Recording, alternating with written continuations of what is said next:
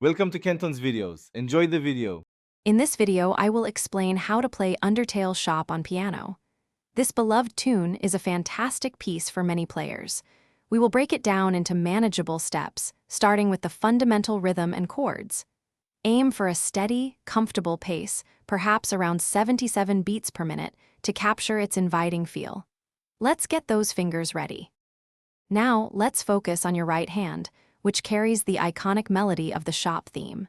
This part is quite catchy and relatively straightforward. Concentrate on playing smoothly, connecting each note to the next without breaks. Listen carefully to the original song to capture the correct phrasing and bring out its cheerful character.